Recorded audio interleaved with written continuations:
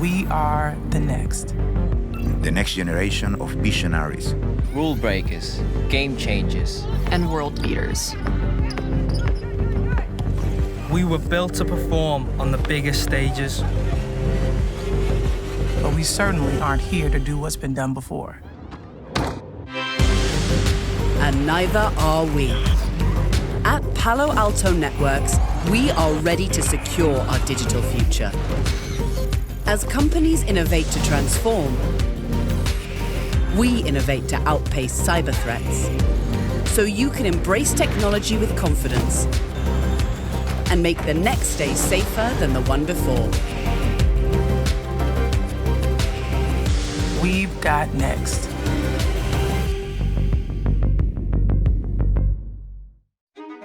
Everyone should be aware of what is theirs that's exposed out on the internet, because how could you possibly protect what you don't even know about?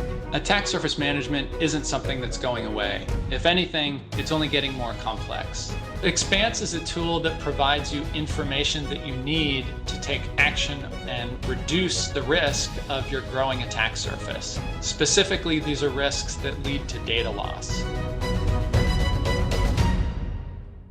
Hi, I'm Anna Cho. I'm a principal researcher of Unit 42, the global threat intelligence team with Palo Alto Network. In Unit 42, we monitor the threats in the real world, and we try to convert this large amount of raw data into actionable threat intelligence for you. So if you, like me, feel 2021 has been a really busy year, lots of great story to tell, maybe a bit longer from now, you're not the only one. Back in 10 years ago, when I first joined this industry, 2021, this is the cyber incidents and all the media headlines look like. And this is what it looks like today.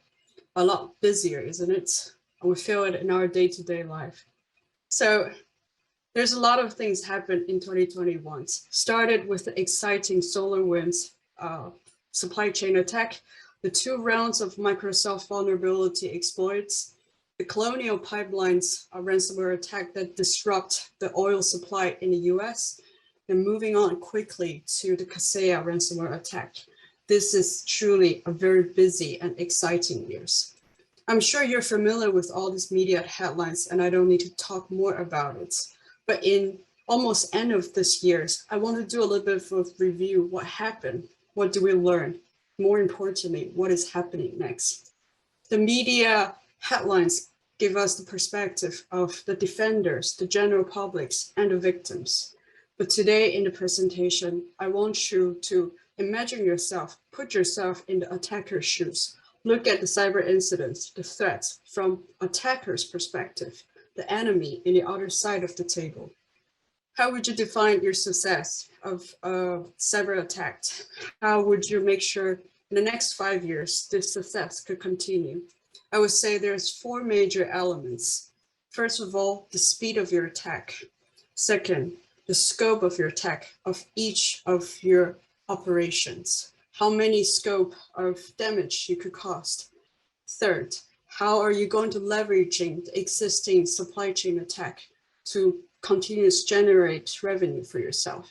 Last but not the least, how are you going to use the underground services as well as hacking tool already out there to reduce the time and the resource you need to invest in each of your operations from the attacker's perspective, of course.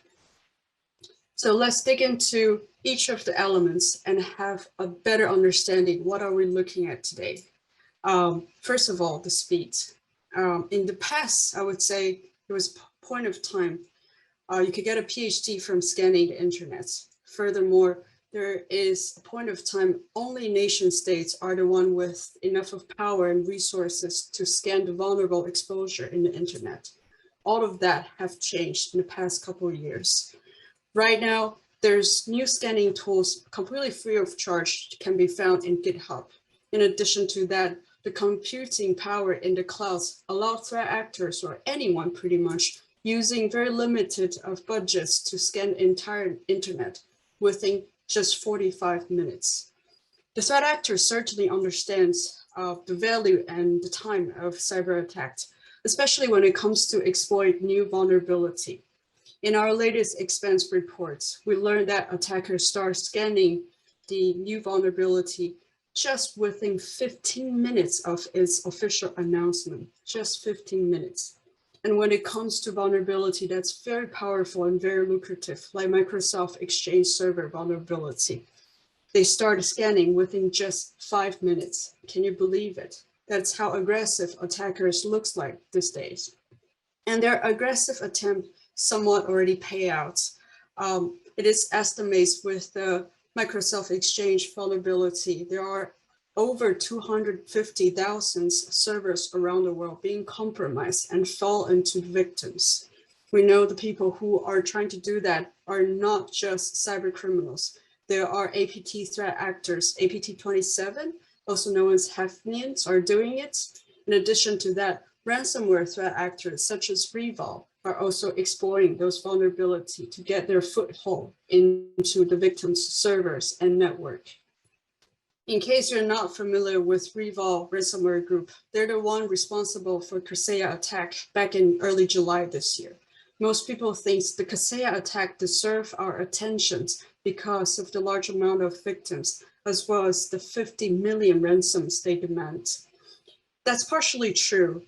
It is truly shocking, but mostly what really surprised us as the security defenders, the fact that this attack was finalized from beginning to the end within just 2 hours. So from the first package drop to exploit the Kaseya BSA server to finalize the deployment of 15 victims with the ransomware attack, it took only 2 hours. If you think about it, 15 victims, 50 million ransoms within 2 hours.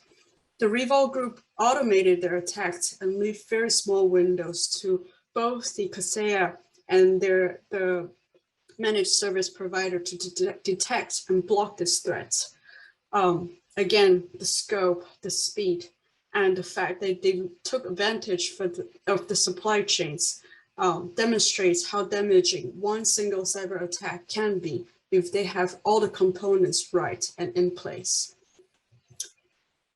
Revol is one of the most prominent provider of ransomware as a service. Ransomware itself is not new. The concept of ransomware can be traced back to 1989. But ransomware as a service is fairly new. It came to our radar around 2016. It allowed threat actors who are not as technical savvy, who have limited resource, to go to the portal, create accounts, pay some cryptocurrency, and then detail the variant, the ransomware variants they want to generate, and then simply click submit buttons. What can they receive from this kind of ransomware as a service portal? Ransomware as a service kit allow threat actors that are less technical or with limited resource to go to the portal, create their customized ransomware variants, and then receive feature updates, including technical supports in some of the really advanced version of them. It also allowed them to keep track on the victim status, including how much ransom they have paid, how much files in the victim systems have been encrypted. There are 3 pricing models allow threat actors to benefit from this kind of service. First of all is the monthly subscription fee. Some of the ransomware lower end ransomware as a service product charge only $40 a month. The second type of business model is the one-time license fee.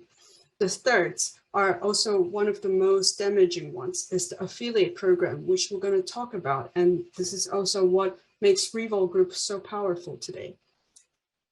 There are several major roles in the ransomware as a service supply chains. Let's dig into them one by one. The first are the developer. They're considered the core group of a ransomware affiliate program. They're the one who develop the ransomware variants, provide infrastructures such as anonymous servers, as well as the botnets. They're also the one who recruit and manage affiliates. Affiliates, who are they? They're the one who identified intrusion opportunity, making lateral movement, and then deploy the actual ransomware. Affiliates are the main operators who receive 70 to 80% of the total ransoms, versus the developer usually receive 20 to 30%. Why this model is really important to us? Because if you look at it, this model allowed threat actors with different skills, different specialty, with different limitations to work together and really amplify the damage they could create for each other. If you put yourself in the ransomware affiliate's shoes, then you understand the sole income for them is the paid ransom. So it gives them really strong motivations to go out, identify the most vulnerable and most lucrative victims out there. And it gives them an opportunity and good reasons to work with initial access brokers. Who are the initial access brokers? Which is on the upper right side of your slides. They're the one who compromise large amount of network intrusions. And then they bring those initial access to the underground market without doing much. They would just sell it to ransomware affiliate and say, hey, this is the list of access I have. I have all kinds of company across various industry. This is the number of endpoints and devices in their network. And this is the yearly revenue this company could make. This gives ransomware affiliates a really good idea how much ransom they can request from individual victims. Like I said, it really allows a threat actor with different focus, with certain limitations to work together and then really abuse innocent victim like you and me. So like what you can see here is the actual listing in the underground marketplace. 2021 is a busy year. Today, I want to highlight 3 major threats that we believe will continue in 2022 as a reminder and as a heads up.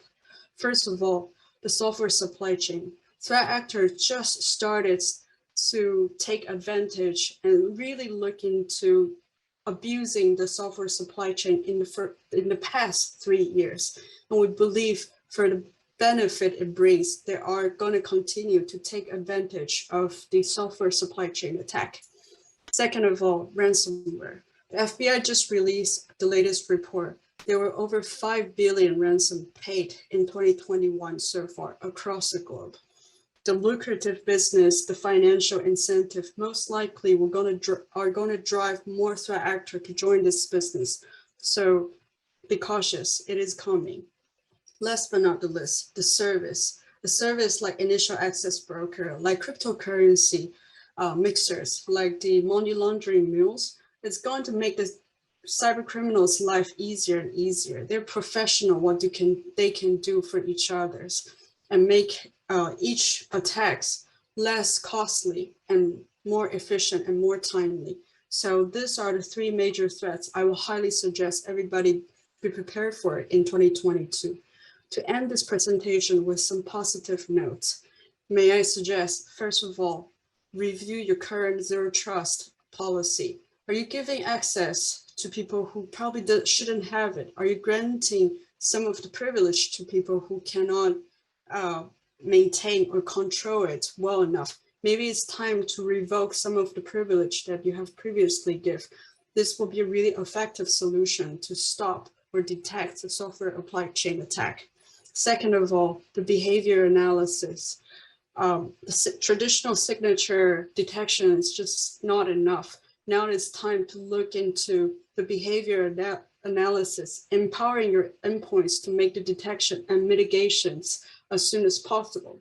Last but not the least, automations. Attackers, especially in the Kaseya attack, like we see, they are using automated attack. So as defenders, we also need to automate our defense to the maximum amount so that we can respond to incidents quicker, detect it sooner, and then free up more human time, human hour, human mind to identify the unknown and come up with really creative security solution.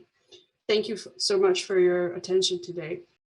The question is, we've been hearing about ransomwares for a while now, but what is the new coming, beside that? And is ransomware today the still the biggest problem we have, or is it something new coming? I think ransomware will keep on evolving far more into much more dangerous forms. Because, in the good old days, if I had to take money from you, I would come behind you and I would try and get a purse from you where I would get a few hundred kronas if I'm really lucky. Nowadays, I wouldn't even get lucky because you're not getting any cash in your purse anymore. So it's far more easier to sit down at home and work on the ransomware. And as Anna showed, it's like a production industry right now. The way we used to make cars, it's now exactly the way we are actually making ransomware. That's how we are selling ransomware in the industry. That's how people are making money, and that's quite a substantial amount of money, as she has shown in her slides, in the form of. So I don't think ransomware will go away. It will just become much more complicated. I think the way it would happen is that ransomware will start as and when people get access to money. They will start having access to two things. One, more zero-day vulnerabilities. As we already know, zero-day vulnerabilities are not just the ones, the CVE numbers, the common vulnerabilities and exposures that we know of that would be available for everyone to know and patch. They're also the ones that if you are a researcher or a hacker, you find that and you can sell it into the black market for $150,000. As Rusbe said, it's easy to get the money and it's never paid in Bitcoin. Yes, in cryptocurrency, but not in Bitcoin. It's paid in Zcash, it's paid in Monero, because these are the privacy tokens, so that we can't find your wallets. So that's the next advancement that's happening. I would foresee the criminal gangs to become even more sophisticated in using that. The other thing that I've started to see is that a lot of cyber offensive weapons that were used normally by nation states, so kind of guarded, if I have a nuclear weapon, you wouldn't necessarily touch me. That kind of a thing was there with the nation states. What I started to see is that some of those weapons are now leaking out into the public domain. So we have seen things like Pegasus software and some of those things that are now coming out into the market. Ransomware would evolve so much more that it would effectively become that much more closer to what's being deployed by the nation states. What I can say is that it will start becoming even more tougher, and it's a way to keep on getting more money out, because ransomware is the easiest way to get money. So what I can see is that even the companies that are not affected so far would start getting challenged by ransomware in future. Thank you, Amitabh. And will these threats? Sorry. And how will these threats be delivered? We know it's through email, yes, but drive-by when you go to a website, you're not even aware of it. How are they delivered going forward? Do we have any sort of projections on where it's going? You have? So yes, the primary vehicle of delivery so far has been phishing, the emails, but it's going to be much more than that. Sorry, I have to use the mic. Yeah. So the primary delivery vehicle has been emails so far. We know that phishing has been quite successful in doing that. What I believe is that it's going to be a much more way of managing it through attack surface. Something that Anna said, something that Rusbe has been talking about, and we just saw a video on that. Because it's going to be far more easier for attackers, especially the advanced attackers, to scan the environment, identify the weaknesses that are there, identify the kind of errors that we have made in configuration errors when we set up our infrastructure, and start exploiting that. But that's where the zero-day vulnerabilities come in really handy. Because I know a vulnerability that those guys, the good guys, don't. So if they don't know about it, they can't even patch it. And if they're not patching it, I have an easy access to the environment. It's like having a golden key to enter anywhere into the house.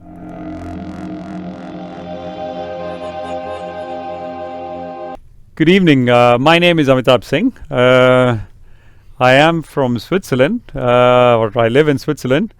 And now, as people say, Sweden is actually a nicer way of talking about Switzerland, because they are same countries, which is what I've been told. Most people believe that it's one country. They don't have polar bears. Yeah, they don't have polar bears. And you have them. I saw one of them in the street right now. Well, thank you for coming to the session. I am CTO for Europe, Middle East, and Africa for Cortex division of Palo Alto Networks. And I would be talking more about what are the current threats, where they are coming from.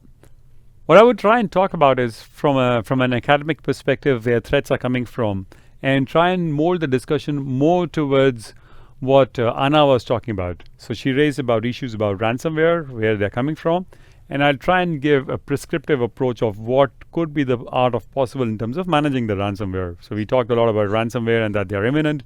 How can we actually manage those ransomware situations and try and prevent them from happening into the environment? So before I actually talk about the survey, which we did, I want to just do a quick poll in the room. I want to know how many of us have a separate network for office environment at home. So because we have been working remotely for quite some time, right? And a separate network for Netflix or for personal consumption of internet. So that's 1, 2, 3. Okay, so that's, I would say, kind of a minority here. I would probably ask the same question on live stream, but I would have to check for the results. I think that's not surprising. And then when it comes to the next level, that how many of us have actually talked to our execs in our companies, the CEOs, the CFOs who have actually got valuable information that during pandemic they've been working from home, have they actually checked out that their network has been completely segmented from whether their kids or their spouses or their partners have been working on for personal reasons? And I think that's a huge question that we have to ask ourselves. Have they been doing that? And if not, what could have been repercussions of that? In order to give the repercussion of that, I'll talk about a story. That's something that happened 10 years back. So 10 years back, it was the time when I think iPhone 3 or iPhone 4 was there. And WhatsApp had just started. So, in those golden years, calling via phones from one country to another country in Europe was really expensive. There was not like a common area the way it is right now. So I met one of the CIOs of the companies that I was working with, had his kids studying in US. And the only way to get in touch with his daughter was to actually use WhatsApp. So he had WhatsApp installed on his iPhone. The issue with that was that he also had access to complete corporate directory, because emails were also like just you put in the email. There was everything is okay. It's so much more convenient to have the emails on iPhone as well in those days. There's no requirement for encryption.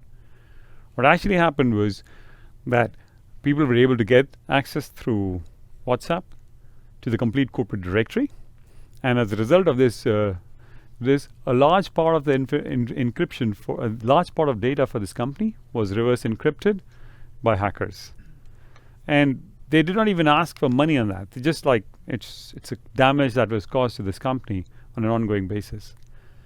And I think that we need to start asking that what has happened 10 years back, which we now know. Yes, we know WhatsApp is encrypted. Yes, we try and work on email separately, but even now, I do not find very many companies to have mobile device management on their own phones. Some banks insist, yes, but most companies do not. And if you have the policy of bring your own device in the offices, it's highly unlikely that you would be able to persuade employees to deploy mobile device management on your own phones. I think that's the part that I'm trying to talk about. The attack surface has become quite complicated in the last few years than what it has been so far. So I would talk something about the survey first, and then talk about attack surface, where it becomes and how it has actually happened. So of course the survey covered 700 execs from all around the world, predominantly Europe. So that's why it's getting quite interesting for us to talk about this here. And we tried to ask them a fairly simple question. Have you ever experienced an attack so far? And these are from all industries. We're talking about banks, we're talking about pharma, we're talking about manufacturing industry. 50% said yes, they did. What's interesting is 19% said they expect that they would be attacked, and that managing a digital asset is going to be a challenge. This is where the attack surface has come into the picture. So far, in the good old days, this is how our definition of perimeter was. So our definition of perimeter, and sometimes I joke about it, is something that is best explained by, the medieval ages castles. So you have these castles in the medieval ages, a big moat outside and a thick wall. So that's our firewall. We have the big moat, the firewalls, no one can get in. Then you have obviously the small doors, which is the access points given by the firewalls. And then inside strategic locations inside the fort, you would place more soldiers on the granary, on the armory where you put the swords and other weapons. And finally, if you have a crown jewels, those of you who would have seen Tower of London, you put extra soldiers around the jewelry area, right? So that's how you protect your crown jewels. That's precisely what we started to copy and paste in 21st century as far as security was concerned. Perimeter security, firewalls, you have applications. So what do? Network segmentation, add some access rights, and once you have clear access rights, admin rights, you know who is going in, that's perfect. Interesting part was that like in those days, if you're wearing the right dress of a soldier, you would get inside. It's the same thing. If you have an ID, no questions asked, you get in. It's quite challenging even now, even with two-factor authentication, to understand who has the right access rights. We know very few companies can actually put their hand on heart and say that we have complete control on all identities that we have in our environment, that we are actually doing complete check of all admin rights that have been there on a regular basis. We know who the administrators are, and we do an ID evaluation every 6 months, 3 months, and we know as soon as people or employees leave the company or change their roles, we also revoke those rights in 2 business days, because that's actually the right thing. I think that part was something that was hidden because we had the perimeter security around it. So because you have the perimeter, all problems are sorted out. Now what has changed is that attack surface has become much more complicated. We talked about one part. We have mobile phones. We have home devices that we've been accessing the corporate network on. A lot of execs actually insisted, and this is true in banks, that they would like to have access to information on iPads. Even though it's tough, even though we know it's a complicated thing, they said, no, I'm traveling. I need to have that access on iPads. And if you're traveling outside anywhere, you don't know what kind of security it is. So what we said is, you have access to VPN? Great. Everything is perfect. You have carte blanche. Your entire environment is fully secure. Then we also know that VPN is not the right thing as well. It does not protect your environment completely. Having a VPN and then saying that you are in VPN, you have full access rights, is also a big challenging. Our issue so far is that with all of that coming up, it's not just this level of detail that would stay on right now. The complexity would become even more in the next 3 to 5 years. With due apologies to all of us, I believe in Europe we are still about 2 to 3 years behind in terms of what would be the cloud adoption. And given the cloud adoption, I believe that the attack surface would multiply manifold. So far, it's been quite easy. If I need to have a specific service, I would provision a server. Provisioning a server takes about 3 months. Opening a firewall port takes about a month, if you're lucky. And then you have a service, but then by that time, someone knows this service is being deployed, so you are able to secure it. That's not the case in a cloud environment. As soon as you have a cloud environment, specific parts of business want to have a specific application. It's faster analytics. Yes, I take an AWS instance. You have a contract with AWS signed off, right? Or Azure or Google. Let's go. The other part that comes into the picture is in some cases you wouldn't even know about it. I have known of cases where execs have swiped their corporate cards on getting an AWS instance. With those kind of unsanctioned cloud assets, it's almost impossible to track. How do you manage the security of that? Then the other part comes into externally facing on-prem assets. Those are the places where we make configuration errors. A key example for that is the Capital One issue that happened a couple of years back.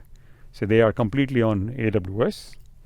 And they are on AWS because they are really fast in giving new products, because that's the requirement for all companies. As a bank, you should be able to issue something like 100 new products every year, knowing fully well that probably 70% of them would fail. But those 30% that would succeed would be the ones that would give you the right revenue. That part, we started to find out, has become a huge issue for us, because configuration errors started to multiply. It's very, very tough for us to understand that those configuration errors that we are seeing on-prem in real-time basis, we do not know when those errors happen, because there's no checks and balance as and when I start using a cloud instance. The other part for that is also supply chain assets. We exchange a lot of information with supply chains. We also have other issues that are coming up with supply chain, like SolarWinds. We had talked about that. How do we make sure that as and when those kind of zero-day vulnerabilities are experienced through our suppliers, through our vendors, we get to know about it on an instantaneous basis? And for those of us who are global companies and involved in M&A, as and when you try and incorporate a new company or you sell a company, your attack surface becomes completely unmanageable, because during the handover time frame or during the transition time frame, there is no owner for those assets. So in all, this attack surface becomes quite a complicated thing for us to manage on a real-time basis. So the need of the hour is fairly simple. What I need is something that scans the whole environment for me, does it on a real-time basis, and in addition to what it's saying, it actually creates a ticket directly with my security operations center, tells it to the person who is supposed to remediate that problem, not send an email with a PDF file that there are 200 vulnerabilities or 300 remediations that need to be performed, because there is no one who would actually then create those issues into the ticket. That part is what the businesses need right now. So I would then shift gears into the second problem that comes into what businesses need, and link it to what Anna was talking about earlier.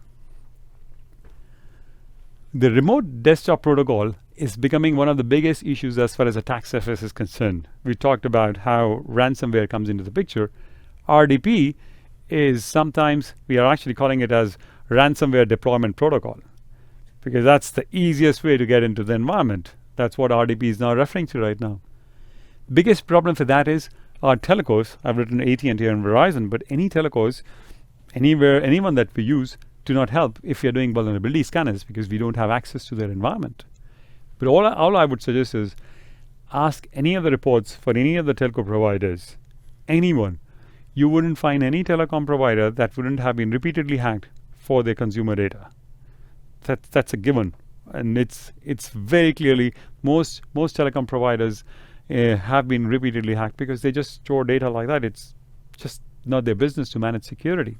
So if we need to stop ransomware, which is where Anna was talking about, what we need to know is clearly what is our attack surface, what is it that constitutes our attack surface, and how do we know about what to protect? Because you can protect something only if you know what is it that you're protecting. So that's the next level question I'll try and answer in this case. This is some additional facts that Anna was trying to talk about, and I've got an additional thing on this. What is interesting is the amount of money. So because sometimes we are worried about the cost of deploying new software. The average ransomware fees is now reaching $1 million. It's not a small amount of money. What we believe is that a lot of this is still not reported.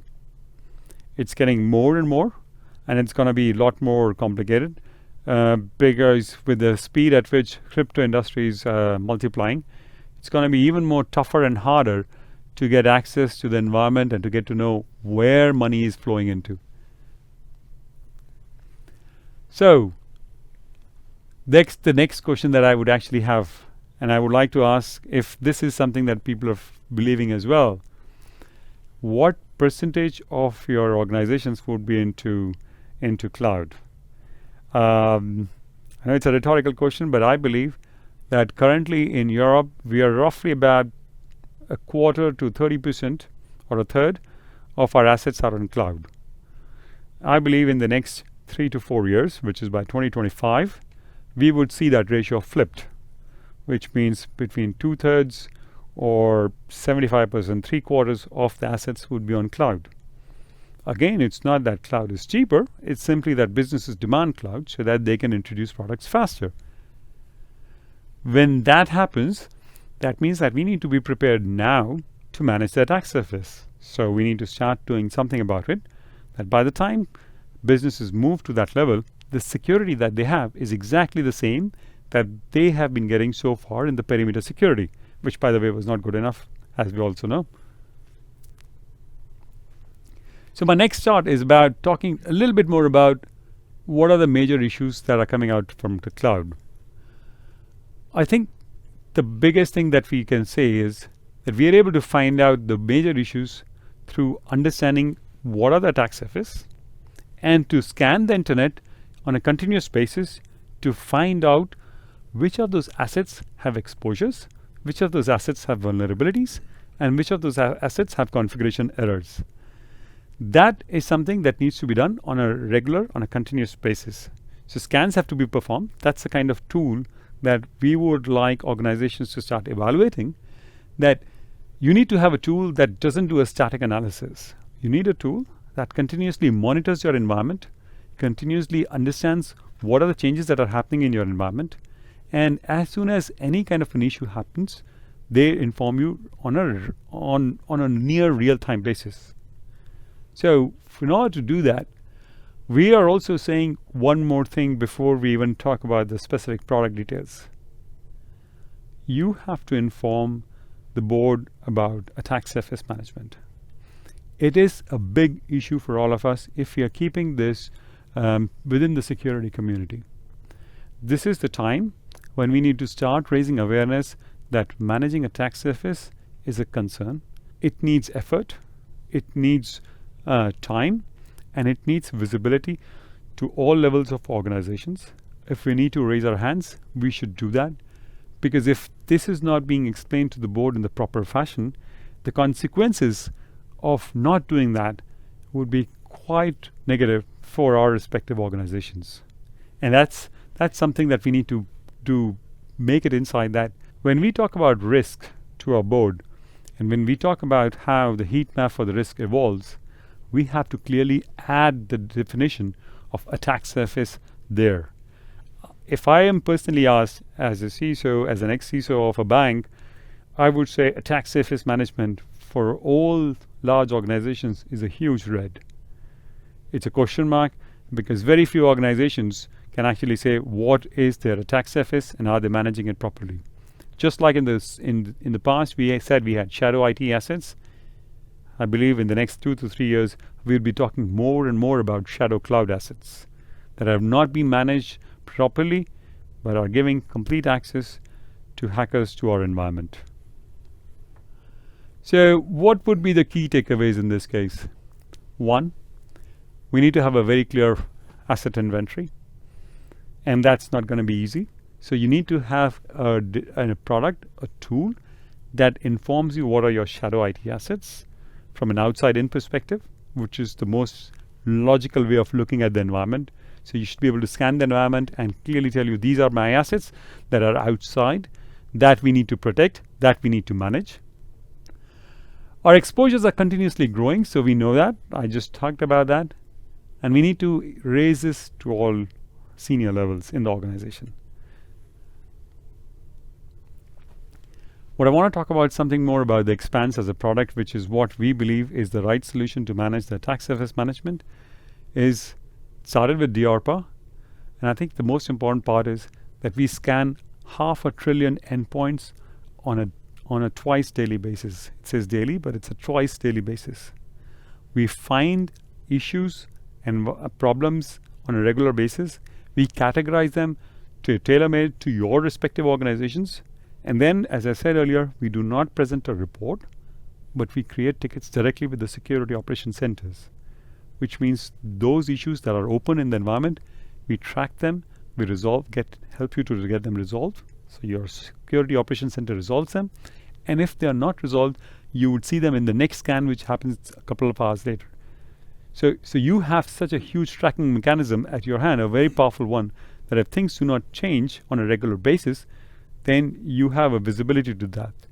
What you have in that information gathering tool is also how risks have been moving over a period of time. So you can effectively communicate to the board that once those issues have been remediated, the risk is falling down steadily. That, I believe, is the most important part that we have to do right now. Manage the attack surface, which means know the attack surface, understand the vulnerabilities that are there from the attack surface, and then remediate them. Because if we don't remediate them in the proper fashion, we would have far more many big concerns in terms of managing it. I'd like to talk about some of the clients that we have been working with on Xpanse. And one client that I'm really proud about that we have worked with is Goldman Sachs. Not just because they are one of the largest investment banks on the planet, but because they bought this product from us. We are working with them. We have deployed this product. And at the same time, they were the investment bankers to sell a competitive product to Microsoft. So for us, it's a huge vote of confidence that they are working with us on this product, knowing fully well the kind of information that they have been managing in their environment. So that's all I had to say for today's presentation. Can I take any questions? So what sort of input would you need if a customer wants to sort of to test this? What input? Is it just the name of the company, or is it certificates? So what sort of input do you need to be able to perform this sort of outside-in test? Good question. We just need your name. We will associate everything along with that ourselves. We just need your name, everything that's there in the internet pertaining to you, to your subsidiaries, to companies that have been associated with you. We would just find that ourselves. We do not need to deploy any agents. We do not need to change anything in the environment. We would just be able to scan that and give you the answer right then and there. If it takes 5 minutes for an attacker after a CVE is published, are you as quick as the attackers to identify our vulnerabilities? Yeah. So that's a good question. I'm glad you picked that up. So what we have seen is that within 5 minutes of CVE being published, the attackers start using that CVE to scan where those vulnerabilities are there in the environment. So they're like scanning that out. We are quite quick because by the time they do the scanning, we are far more faster than that because we are scanning the environment on a regular basis. We've got to be aware that CVEs are deployed normally through issues that are existing in the environment. With the exception of certain zero-day nation-state attack vectors, most CVEs are actually deployed when there is a specific configuration error or a mistake that happens in the environment. So we are able to be quite fast, I would say, in managing that. The challenge for us has been in security is that we have been buying point products to manage simple solutions. So we see one problem, we try and manage that problem, and then we find another problem, we try and manage that problem. What we have to do is to create a complete end-to-end platform of managing security, which means endpoints, networks, firewalls, operating systems, applications, cloud telemetry. All of those parts of the infrastructure have to be managed with products that talk to each other, that are able to clearly integrate with each other. What we've been doing so far is that we've been trying to throw a lot of log sources into SIM platforms, which is something that we know have been done in the past, which has been the backbone of Security Operations Center. I believe it's time that we change the philosophy to have an integrated approach to manage security. One portfolio of products that are natively integrated to manage security. But if you remember the analogy, Andreas, that would be happy. No, but you said something like, if I have a fever, I will use this pill. Yeah, thanks. So it's the same whack-a-mole story. Yeah, thank you, Andreas. Yeah, so the analogy that Andreas is talking about is that what we've been doing so far is what's normally done when you do self-medication. So I have a headache, I'll take a paracetamol. I have an ache in my arm or my legs or muscle pain, I'll take ibuprofen. Something else has gone wrong, well, I will take some other pill on that. instead of trying to understand that there must be a problem that's something deeper there, to find out what is the problem and try and find the root cause of that. And I think in security we have been guilty of doing that. We are not able to find a comprehensive single solution that manages the problem and roots out the problem from its root. That I think is what is the need of the hour for us as security professionals.